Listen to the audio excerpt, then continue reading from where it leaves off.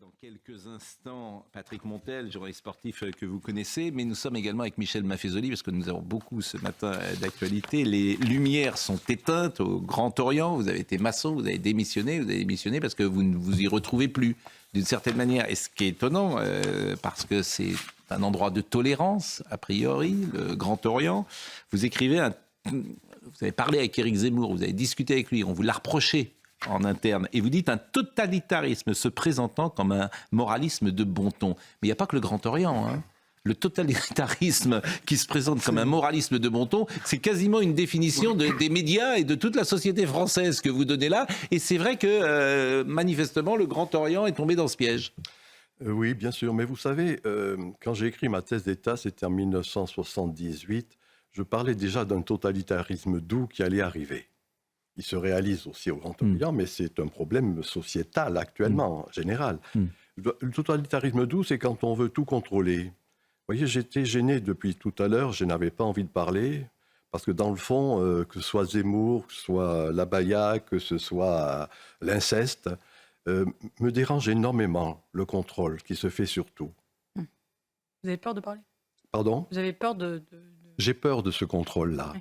Alors bien sûr, c'est Qu'est-ce que vous appelez le contrôle ? Que tout soit, que le Big Brother, que tout soit en quelque sorte sous l'œil. Mais qu'est-ce que vous auriez dit sur ces trois sujets ? J'aurais dit, pour Zemmour, bien évidemment, il est important qu'on puisse se tromper historiquement. D'accord. Moi, je suis en train de lire un livre sur Pie XII. L'antisémitisme de Pie XII. Un historien qui montre que sur Pie XII, il y a des positions ceci et cela. Si vous connaissez. Donc, et vous pensez que ça, on ne peut pas le dire, par exemple ? Pardon ? Pensez qu'on ne peut pas le dire ? Si, mais qu'on peut tout dire. Le problème d'une recherche, le problème de la pensée libre, c'est qu'on puisse se tromper. Alors, donc, sur l'abaya, pourquoi monter en épingle le fait qu'il y a 300, si j'ai bien compris ce qu'a dit le ministre hier, 300 cas qui s'est présenté hier, et qu'on ne dit rien sur le crop top. Moi, je sais ce que je préfère. C'est pas la même chose. Non, c'est pas la même chose. C'est pas la même chose. Non, c'est pas la même chose. Parce que le crop top. Je veux dire, alors, je vais vous dire, le crop top. Moi, c'est ni l'un ni l'autre qui ne me plaisent. Mais oui, mais c'est pas sur le même plan, ça n'a rien à voir. Si, quand on contrôle tout, on va vous interdire de porter un costume blanc parce que ça fait ceci ou cela. Je n'en sais rien. Et si, cher ami. Michel Maffezoli, vous n'êtes pas sérieux. Vous êtes de mauvaise foi. Vous êtes de mauvaise foi. Vous êtes là, vous n'êtes pas pareil. Vous savez très bien que c'est pas la même signification. Moi, je me méfie toujours d'un contrôle généralisé. Une hygiénisation de la vie sociale, une asepsie de la vie sociale. Mais il y a toujours eu ça, pardonnez-moi. Vous me posez la question, qu'est-ce que c'était cette intolérance au Grand Orient ? Ce n'est que la fine pointe de quelque chose qui s'est réalisé globalement dans la société. Les parents, il y a une question de bon sens. Quand tu as une fille de 12 ans, 13 ans, 14 ans, tu ne l'habilles pas n'importe comment, tu lui dis pas d'avancer avec des talons peut-être, du maquillage sans doute, du rouge à lèvres et de s'habiller comme une jeune femme. Qu'est-ce qu'il y a de nouveau qu'une novice soupçonnée ? Non, mais qu'est-ce qu'il y a de nouveau sous le soleil ? Rien, on protège ses enfants. C'est-à-dire que d'une certaine manière, il y a toujours toute une série d'attitudes qui sont des attitudes. Dans le cas de l'abaya, on protège un principe fondamental de la République française, cher ami, la laïcité, et dans l'article 1er alors, je suis d'accord de la avec Constitution. Je vais vous répondre. Non, mais vous appelez ça du contrôle. Non, je vais vous répondre d'une manière très légalité. simple. Sur le fond de la question, moi, le problème, c'est pas l'islamisme, c'est l'islam qui fait peur. Joseph de Maistre avait une bonne formule, disait le Dieu des Mahométans, c'est une divinité des razzias. Voilà la vraie réponse. C'est-à-dire que de fait, il y a une razzia qui se fait, qui prend cette forme-là. Je ne comprends pas ce que veut dire cette phrase, une divinité des réfléchissez, c'est-à-dire on arrive à tout conquérir, et en particulier la France. C'est voltairien, Mahomet. C'est tout. Voilà. Vous dites les Mahométans. Bien évidemment, je sais ce que je n'aime pas. En même temps, je ne peux pas ne pas dire que j'ai peur. Franchement, les lumières sont éteintes. Le Grand Orient. Bon, ils ne doivent pas être contents au Grand Orient. En tout cas, ils ne sont pas contents, mais c'est pas bien grave. Mais alors, vous ne payez plus votre cotisation ? Pardon ? Vous ne payez plus votre cotisation ? Mais non, cher ami, j'ai démissionné. Mais on peut démissionner ? On peut démissionner. On rend son tablier. C'est une association. C'est ce qu'on appelle rendre son tablier.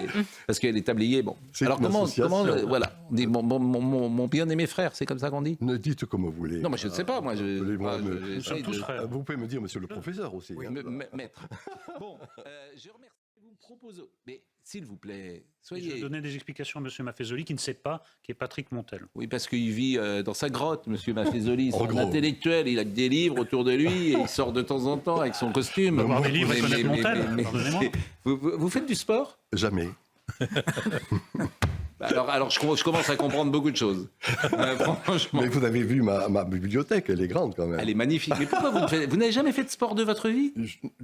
Je du sport, fais Pascal 4 ou 5 heures de marche par jour en l'été. D'accord. c'est bien. Mais vous avez en sport collectif, vous avez Jamais. frotté aux autres? Quand j'étais au lycée Henri IV, j'étais Benjamin de l'ASB, c'est-à-dire de rugby. Benjamin. Benjamin au lycée Henri IV. Donc, J'étais à l'honneur. avant la guerre. J'étais à l'honneur. Mais enfin, Vous étiez le seul. Benjamin au rugby dans Henri IV. Le mot important de la phrase, c'est Henri IV. Hein, je le précise bien évidemment. Merci Noémie. le mot Patrick. important, c'est à l'honneur quand même. C'est J'étais à l'honneur. talonneur. C'était les petits. qui- Mais alors vous allez regarder peut-être le match vendredi soir. Allez les petits. Enthousiaste. Ouais. C'est le bonheur absolu. Quelle émotion, quelle beauté. Et ça n'a pas vieilli, 20 ans, Non. ça n'a pas pris une ride. Hein. Enfin, moi un peu, mais elle, moins. Non, mais c'est formidable. Bon, donc on voulait vous faire un C'est petit, sympa, Pascal, voilà, sympa. un petit coucou. Et alors, il y a plein de médias qui peuvent nous écouter. Vous n'êtes pas très cher en plus. Je suis peut-être. gratuit. Bon. Je suis gratuit. Je fais ça gratuitement. Parce Je que ne demande pas un Les centime. patrons, je les connais. Je suis prêt même à payer pour pouvoir le faire. Voilà. Ah, Non, mais n'allez c'est pas trop vrai. loin. Je trouve que... N'allez Non, mais pas c'est trop vrai loin. en plus, c'est la vérité. C'est inconcevable que les Jeux Olympiques se déroulent sans Il patron. faudrait peut-être que vous soyez franc-maçon, parce que comme ça, vous feriez jouer des... Vous pouvez m'arranger l'affaire Vous feriez jouer des relations, parce que quand on est franc-maçon, paraît-il qu'on appelle son pote et on a tout de suite... Il y a beaucoup de fantasmes. Tout Ah, à c'est l'heure. plus le cas. Mais est-ce qu'il y a un peu de réalité Racontez-moi comment ça se passe. Parce que je rappelle, le Grand Orient, les lumières sont éteintes. Oui, Paraît-il qu'il y a des connexions. Alors j'appelle, alors je dis un mot secret par exemple, je ne sais pas, et il va tout de suite savoir que je Vous suis essayez de franc-maçon. me faire dire ce que vous savez très bien. Allez, Arrêtez de dire que je sais des choses, mais Je vous en prie. ne sais rien. C'est troublant, hein. Mais oui, c'est troublant. Ce que Vous savez ou pas, Pascal? Ah voilà, voilà. D'abord, je ne sais rien et donc, la parole, n'insinuez c'est très pas. bien. Ça des c'est choses- bien, ça c'est le secret, je ne sais rien. N'insinuez pas des choses qui pourraient me mettre en difficulté. Le Grand Orient, au fond, était un miroir de la société en général, celle de la modernité des 19e et 20e, dans laquelle elle a toujours subsisté en mineur, mais au voce, une voie plus traditionnelle, plus spirituelle. Est-ce qu'au fond, aujourd'hui, la vérité, c'est que le Grand Orient ne sert plus à rien, En gros, qu'il a servi au XVIIIe siècle, au XIXe siècle, mais qu'aujourd'hui, il n'a plus d'utilité? oui, pour une manière précise. C'est-à-dire qu'au XVIIIe siècle, moi j'ai eu des grands amis qui ont analysé comment il était en phase avec le XVIIIe siècle. Et donc du coup, ça rentrait bien dans ce qu'était ce XVIIIe, XIXe siècle. De mon point de vue, il n'est plus en phase avec ce que j'appelle, après d'autres, la postmodernité. C'est-à-dire la postmodernité, non plus simplement le rationalisme, mais ce qu'on vient de voir, l'hystérie collective dans le sport, par exemple. C'est-à-dire, ben oui, mais c'est pas grave. Vous dites que c'est L'hystérie, c'est le ventre qui est sollicité, c'est plus le cerveau. Ouais, Enfin, mais c'est les tout. deux vont ensemble, hein. J'entends, non, mais je suis d'accord. Enfin, c'est Thomas pas Daquin l'a l'hystérie dit. collective Enfin, de partager un moment d'émotion ensemble. Non, mais j'entends. Mais Le mot hystérique il est tellement péjoratif. Mais non, c'est Pourquoi pas vous dites péjoratif. ça L'hystérie, c'est le ventre, c'est tout. Non, mais arrêtez. C'est tout. Vous jouez sur les mots, l'hystérie, Vous c'est voulez péjoratif. vous voulez que je vous le pathologie. dise d'une manière un peu plus sophistiquée? Oui. Saint Thomas d'Aquin, nihil est in intellectu qui non prius in sensu. Il n'y a rien dans l'intellect qui n'a d'abord été dans l'essence. Voilà ce qu'est l'hystérie, c'est-à-dire cette espèce de conjonction entre le corps et l'âme, le corps et l'esprit. Et c'est pas mal en disant l'hystérie, D'accord, n'ayons ma pas peur du question mot. était sur le Ce Grand qui est Orient. dérangeant dans les débats actuellement journalistiques, c'est qu'il y a un moralisme ambiant. Ah, Voilà. Et la ça, c'est carte de prêche. en gros, c'est-à-dire ce Carte de ce prêche. que devrait être le monde. Je suis Ce d'accord, qu'on la aimerait qu'il moraline. soit, ce qui pourrait Je être. suis d'accord. Moi, là-dessus, je suis nietzschéen. J'analyse ce qui est. Et il se trouve que le Grand Orient est une structure qui est devenue moraliste, qui va être intolérante, qui va être dogmatique alors que se voulait adogmatique, et va exclure des gens qui vont chez Zemmour. Vous avez moi, été exclu? Moi, j'ai fait... Peu importe. Moi, j'ai fait... Ah ouais, vous n'avez pas Je veux démissionné, vraiment ils vous ont savoir. viré. J'ai fait une conférence chez Marielle Maréchal à son école. Pour moi, Oui. c'est une université. Marion, pardon. Vous l'appelez Marianne, mais c'est Ouais, pas oui, Marianne. non, ça m'a échappé. Ça m'a Non, mais échappé. je vous en prie. Mais ça n'a pas arrangé votre cas. Ce pour dire, vous voyez, cher ami, que mon propos est de reconnaître ce qui est et non pas ce qu'on aimerait Non, mais là où qu'il vous soit. avez raison, c'est que Et là, dans en des la matière, je endroits- considère que, et c'est pour cela que je l'ai quitté, le Grand Orient devient de plus en plus moraliste. Mais là Voilà. où vous avez C'est-à-dire raison. que là, chaque société, soyons clairs, a besoin d'endroits où il y ait de l'ésotérisme secret. Que cet ésotérisme après devienne exotérique, sorte, c'est légitime. Quand Hegel, qui était un franc-maçon, disait la prière de l'homme moderne, c'est la lecture du journal, c'est la prière de l'homme moderne, il montrait qu'à partir de ce qui était son travail de philosophe, eh bien, il fallait qu'après on le sorte. Mais il faut toujours qu'il y ait... Alors, c'était les pythagoriciens, c'était les templiers, on peut trouver des quantités de moments où il y avait toujours cet ésotérisme. Ce n'est plus le cas. J'aurais beaucoup à dire sur les pythagoriciens. Oui, mais parlons-en, moi je suis prêt à en parler. Non, mais il y a un malentendu total, c'est que, Pascal, vous pensez que vous êtes d'accord avec M. Maffezoli, vous êtes en désaccord en réalité. Quand il dénonce la moraline, vous vous retrouvez. Mais en réalité, M. Maffezoli est un post-moderne. C'est-à-dire c'est pas grave. Mais non, c'est pas grave, sauf que c'est complètement en désaccord avec les convictions de Pascal Praud, qui comprend mal ce que vous dites et qui... je vous remercie. Mais non, vous ne comprenez pas. M. Maffezoli est dans le laisser-faire, le laisser-aller, l'absence... C'est vous qui n'avez rien compris. Si, vous voulez du contrôle. Mais non, si, vous voulez je veux pas de contrôle du tout. Je m'étonne. Je suis pour le relativisme absolu. Voilà. Qu'est-ce que c'est que le relativisme ? Vous êtes pour le relativisme absolu ? Écoutez-moi, qu'est-ce que c'est que le relativisme ? C'est pas l'abdication de l'esprit, c'est la relativisation d'une vérité unique et la mise en relation. Voilà. Nicolas de Culte disait ça, coincidentia oppositorum, le cardinal. J'ai mis autant de latin dans cette émission. Coïncidence de choses opposées. Franchement, vous n'avez pas compris. Vous n'avez pas compris. Ce que je veux vous dire, c'est que dans des endroits où la parole devrait être libre, où toutes les idées devraient circuler pour le coup, où la contradiction pourrait être mise en place, c'est-à-dire au Grand Orient comme dans le milieu du journalisme, tu retrouves dans ces deux domaines-là des gens qui donnent la leçon et font la morale. Voilà. C'est ça qui est contradictoire. Vous êtes d'accord ? Je suis tout à fait d'accord. Et mon propos, c'est de montrer que le Grand Orient est devenu inquisitorial. Mais bien sûr, c'est ça qu'il veut dire. Chez les journalistes. D'une certaine manière, dans certains milieux de presse, il y a aussi de l'inquisition. Mais bien sûr, c'est ça qui m'étonne le plus. Alors, je connais les ressorts. Les gens n'ont pas de courage. Les gens sont paresseux, conformisme. L'important, c'est de dire... que Marine Le Pen est le diable, que rouler dans une Range Rover, c'est mal, que manger de la viande, c'est pas terrible, que prendre l'avion, c'est pas une bonne solution. C'est ça. Oui. Moi, il y a une boîte à outils qui te permettra d'avoir des bons papiers dans Télérama, des bons papiers dans Libé, des bons papiers dans une certaine presse. Voilà, mais je peux vous la faire. Oui, mais tout le monde est d'accord pour dire que faire du sport, c'est pas mal pour la santé. Oui. Ouais. Même si, ne vous y trompez pas, les journalistes sportifs et ceux qui font du sport sont pris parfois pour... c'est les mauvais élèves au fond de la classe. S'il y a une lutte à faire, c'est lutter contre l'inquisition. Mais je suis d'accord. C'est pour ça que... Oui, écoutez, je me suis instruit ce matin, et je vous en remercie. Il y a deux cas de figure. Quand on demande à quelqu'un s'il est maçon, ou bien il n'est pas maçon et il dit non, ou bien il est maçon et il dit non. C'est pas vrai. Et pourquoi vous dites ça ? Oui, par rapport à une conversation qu'on a eue entre nos... de qui ? Mais je ne parle de... Mais vous êtes obsédé. Mais je ne parle de personne. C'est une vérité générale. Oui, quand on demande à quelqu'un qui est maçon s'il est maçon, il dit non. Quand on demande à quelqu'un qui n'est pas maçon s'il est maçon, il répond non. J'ai retenu je trouve ça amusant. D'autant plus qu'on a le droit de dire qu'on est maçon. Oui, mais honnêtement, c'est pas l'essentiel du bouquin. Moi, c'est l'essentiel du bouquin. C'est pas ça. L'essentiel, c'est ce qu'il dit. C'est-à-dire que, dans des endroits de grande tolérance, elle n'existe plus. Oui, c'est ça que je retiens. Ce que je veux dire également, et c'est allé s'accentuant, ça, c'est pas nouveau, mais c'est que pire. L'espace de la liberté de penser ne cesse de Mais c'est ce que je vous dis. Je pense pas que l'espace se rétrécit. Je pense que le phénomène n'est pas celui d'une inquisition, mais d'une polarisation. C'est-à-dire qu'il y a des idées très différentes qui coexistent dans l'espace public, mais elles ne se confrontent plus. Par exemple, vous avez d'un côté CNews, d'un côté Libération, vous avez des pôles de pensée. Vous avez vu Madame Riba. La polarisation est partout. Il n'y a plus d'endroits finalement où cohabitent des gens différents. En fait, chacun a son créneau, chacun a son espace de débat. Il n'y a plus vraiment d'espace.